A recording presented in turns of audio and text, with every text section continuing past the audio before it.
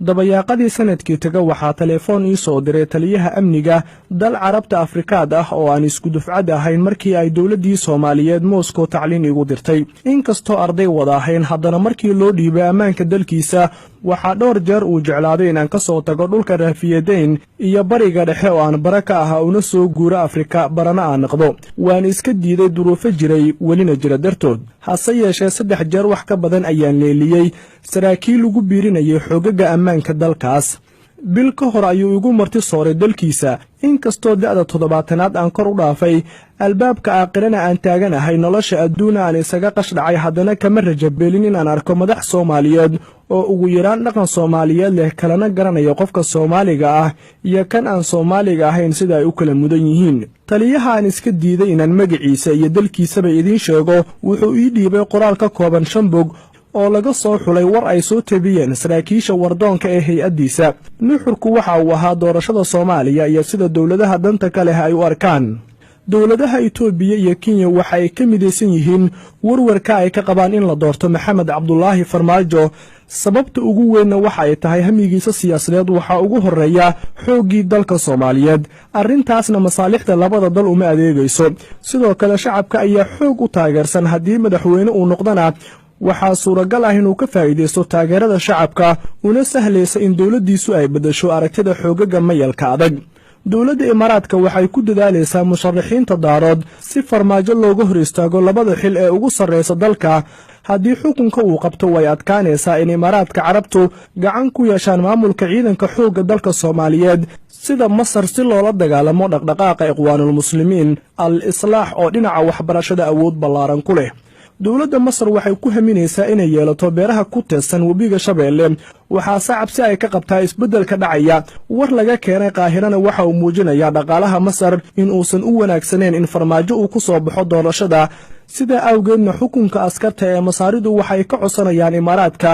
in dhaqaale fiican ay ku bixiyaan sidii loo soo saari lahaa nin aan ahayn Maxamed Cabdullaahi Farmaajo laakiin daarood ah si aysan u suura gelin in Farmaajo mar kale uu noqdo wasiirka koowaad sidoo kale wasiirkii waxbarashada Dr. Nuur oo reer Hiiraan ah ayaa lagu sheegay in dhawaanahani uu wada olole xoog leh laakiin lama sheegin cidda uu la siyaasad yahay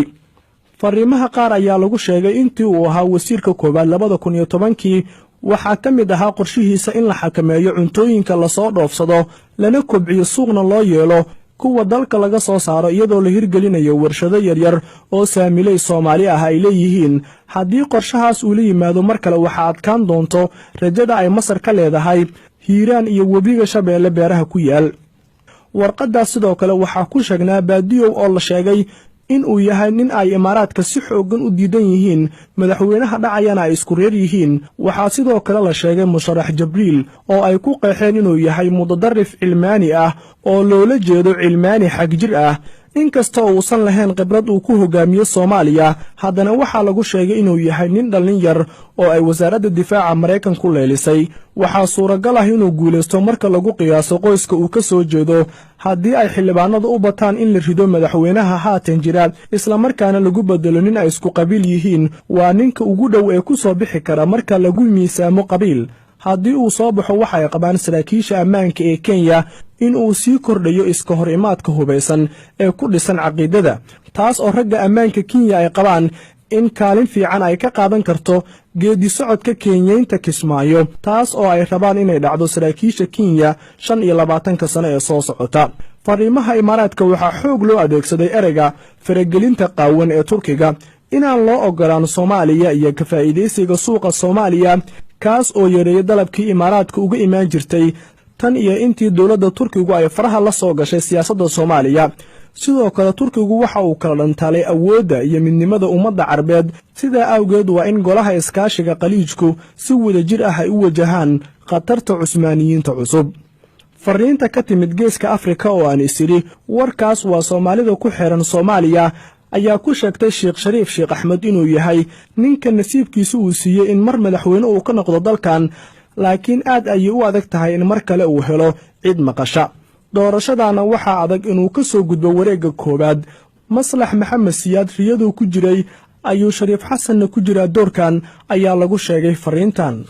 waxaase aad ii xiise geliyey warbixin ka timid Addis Ababa. Dowladda Itoobiya ayay aad ugu adag tahay xilligan inay ka qiyaas qaadato cidda ku soo baxaysa doorashada Soomaaliya. Sababtuna waxay tahay xildhibaanada waxaa lagu soo doortay si ka duwan hanaankii hore. waxaa meelo badan ka soo baxay dhalinyaro badan oo aan la aqoon badankoodna aan wax balwad ah lagu ogeyn. sidoo kale waxay Itoobiya aaminsan tahay laaluushku inuusan shaqayn doonin marka la gaaro wareegga labaad. waxaa suuragal ah haddii farmaajo wareegga labaad uu soo gaaro in ay adag tahay in la loodiyo. xildhibaano badan oo dhalinyaro ah ayaa la soo doortay, ha ku yimaadaan laaluush iyo lacag inta badan laga helay madaxweynaha hadda dhacaya iyo kuwa gobolada. sidoo kale xildhibaano badan oo lacag ka qaatay madaxweyne Xasan Sheikh ayaa la ogyahay in codkooda ay siin doonaan cid kale. isku duub Itoobiya waxay aaminsan tahay haddii Maxamed Cabdulaahi Farmaajo uu ka soo gudbo wareegga koobaad inuu yahay madaxweynaha 4 sano ee soo socota, xamarna waxa hubaal ah in markaasi ay geli doonto waji cusub.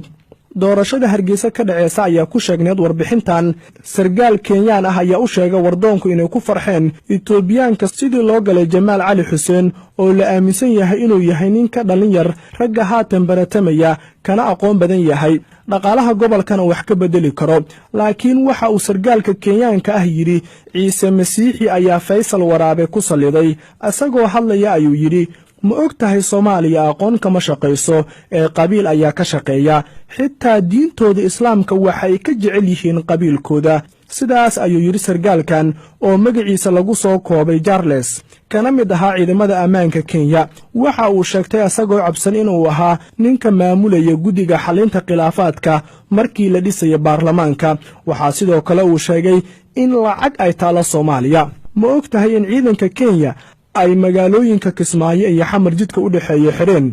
ganacsatadana waxaa loo fududeeyay in toos ay alaabtooda u geeyaan. muddo kadibna Kismaayo Kenya ayay iska noqon doontaa, ayuu yiri isagoo qoslaya.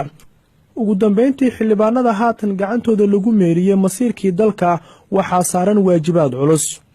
waana in aad doorataan ciddii aad ku aamini lahaydeen in ubadkiina uu nolol karaamo leh u diyaariyo, sidoo kalena berri dalka ku hogaamiyo marka qoortana loo laabo. mana aha in aad laaluush gurataan dalkana aad dayacdaan. haddiise sidaas aad samaysaan jiilka dambe ayaa idin nacladi doona. xildhibaanow codkaaga maanta ayay tala kula joogtaaye dalkan la duleeyo ugu hiili codkaaga.